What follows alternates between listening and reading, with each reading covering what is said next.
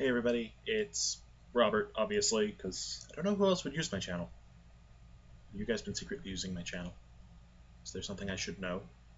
Anyway, cool thing happened today that I was not aware of until this afternoon.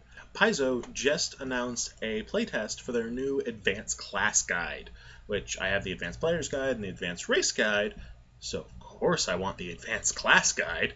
Also, if you can tell, No Shave November is going well. I have a very large beard.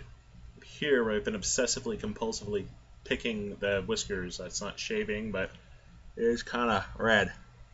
A little bit. It's a little weird. I still need a haircut. Not sure if a haircut violates No Shave November. Kind of confused about that. Anyway, important stuff. Pathfinder Advanced Class Guide. Right. So, we have 10 new classes. They all look really cool from what I've seen of them so far. Because I just kind of browsed through them because I want to absorb everything. What we do have, and what's up on the chopping block, actually have the Advanced Class Guide up on the screen with the camera. Finally figured out how to do that in Windows 8.1, which is weird to say, but I got it running. So, we have the Arcanist, which is kind of like a Sorcerer-Wizard combo. Can't pick which Arcane caster to play? Go with this guy. Bloodline powers aren't as strong as the Sorcerers. He gets more spells per day than the Wizard, though not as many bonus feats. So he is exactly like kind of mixed, but instead of coming off as half wizard, half sorcerer, he kind of comes out somewhere at like 3/4 each, which is still really cool. Very happy with that one.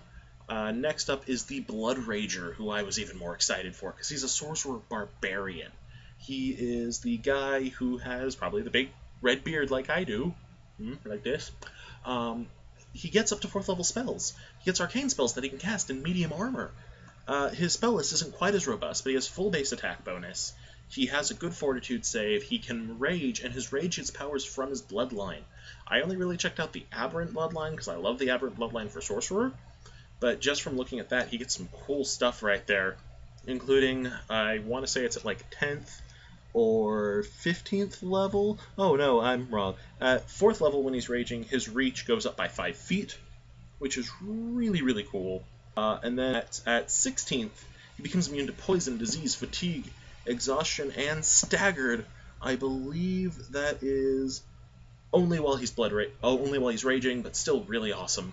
We have the Brawler, who is a class I've been waiting for, because he's half fighter, half monk, none of the mysticism, just straight up fisticuffs, which is really cool. This is the guy who's not going to be your mystical martial arts guy, he's going to be your Irish bar fighter. Or Dwarven bar fighter, or whatever race you have Irishy. I use halflings myself. We have the Hunter, who is kind of part druid, part ranger, which is really cool. You get a full animal companion, you get the 6th level spells. He's kind of like a druid bard, which sounds weird because there's none of the perform stuff, but like how people typically say, oh, well, the bard is rogue, wizard, fighter. The Hunter seems to be druid, rogue, fighter, which is a great combo. We have the Investigator, who's an alchemist rogue. Kind of comes off like Batman.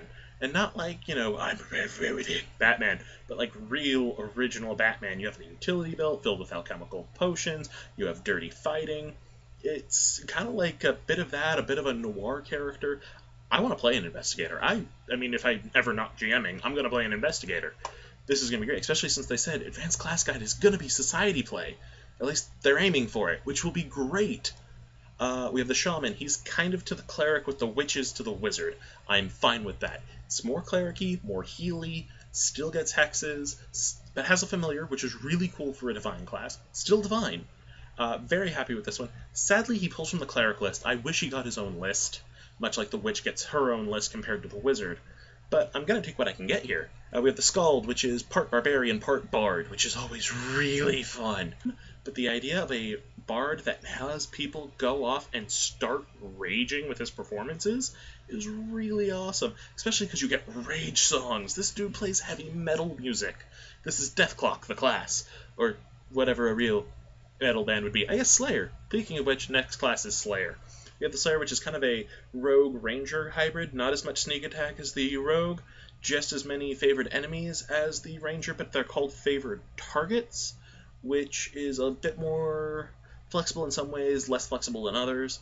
But it looks like it's going to be really cool. I know a lot of my players are going to just totally latch onto this class. We got the Swashbuckler, so you can buckle some swash.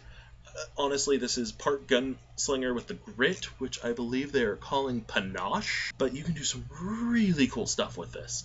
I really love the gunslinger. It's a very cinematic style.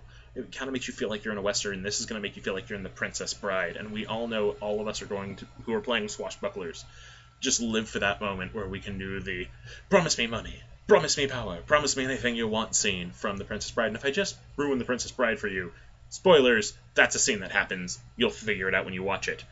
And finally up is the War Priest, which War Priests are so central to fantasy, and it's nice to see a class that is not the Inquisitor get that spotlight. The Inquisitor is great. I love the Inquisitor. But this guy is still more priesty than the Inquisitor, still more fightery, whereas the Inquisitor kind of came off more roguish, and I like this distinction they have going. So those are the 10 classes. They're in the playtest document. I have a link for it down in the bottom part.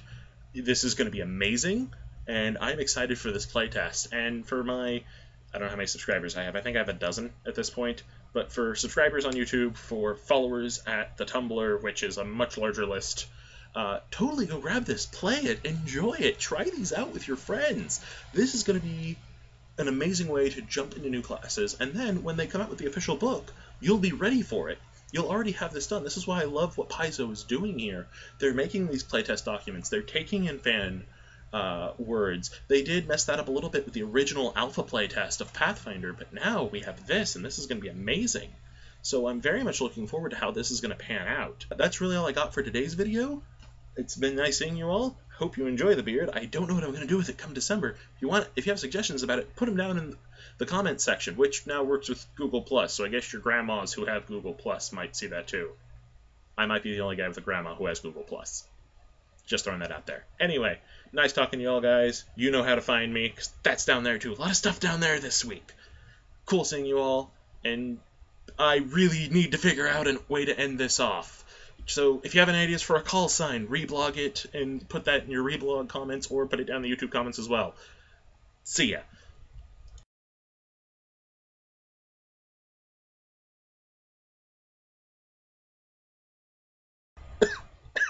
Talking for 7 minutes when you have asthma is a really bad idea, and I think I'm getting the flu, and I spoke really fast. I need a drink. I think I have cough drops. I'm gonna get some cough drops.